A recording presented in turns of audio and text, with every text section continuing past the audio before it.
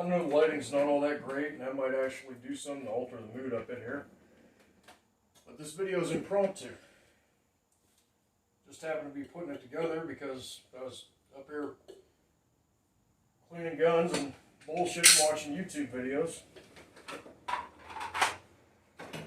And just happened to come across a few, more than I expected, about AR pistols and the regulation thereof.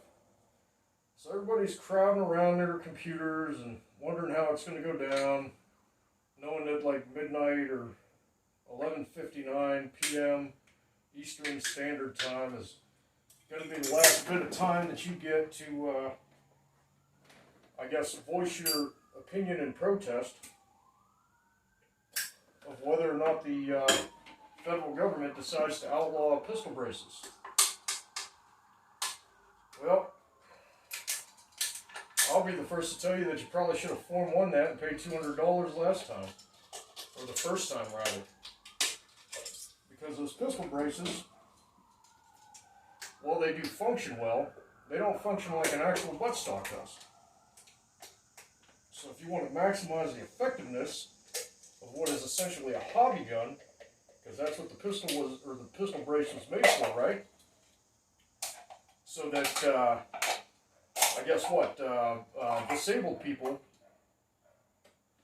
could use AR pistols.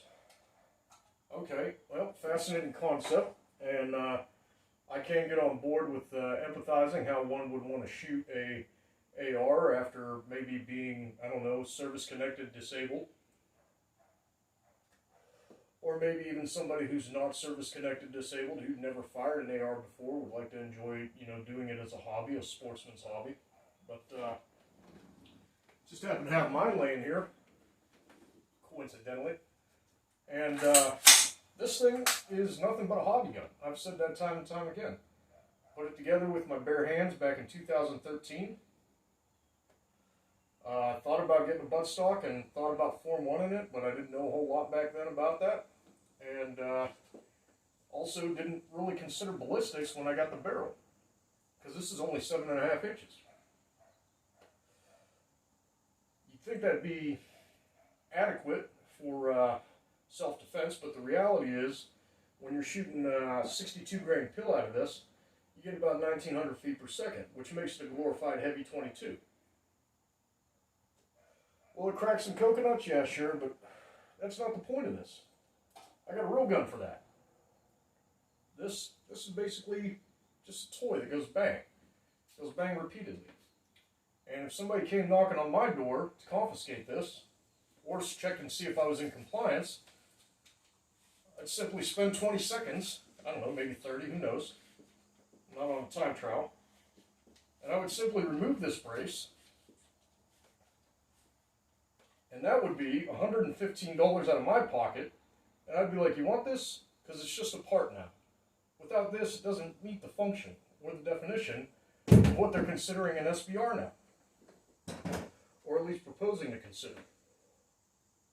So all that being said, I've just made, in 20 seconds, I've just made my AR pistol compliant. And if I wanted to get grandfathered in and put that back on, I'd file the paperwork, I'd pay the $200, and then I would take this off, put a standard buffer tube on, and then I'd put a collapsible buttstock on. Because if I'm going to have a short-barreled rifle, I'm going to have a short-barreled rifle that functions. Right now, like I said, I got a hobby gun. So everybody who's, again, up in arms, or at least they claim to be, they're saying, if somebody comes to my door, they're going to have to take this from me. They will. That's what you don't understand. You'll never say sir so many times in your life that when you're sitting fucking probably in handcuffs with a bunch of ATF agents and a task force in your house, you'll think those people were knighted by the Queen of England, you'll say sir so many goddamn times. Because in reality, a lot of you talk tough behind that keyboard, behind your anonymous names and handles and whatnot, but you're pussies. You won't stand and fight. Otherwise, you'd be part of a well-regulated militia, and you'd have access to a lot more better arms. So, more better. I like it when I say that. It makes me look highly educated. Anyway, like I was saying, being part of a well-regulated militia does offer you the ability to procure other arms and tanks and fucking Bradley fighting vehicles and MRAPs and all those other things that I guess we handed over to the Taliban carte blanche.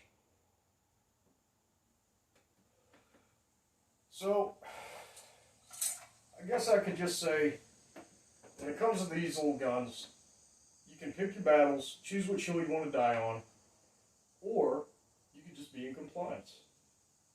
Call me a bootlicker if you will, but I don't think that's too bad of a compromise, to be fair.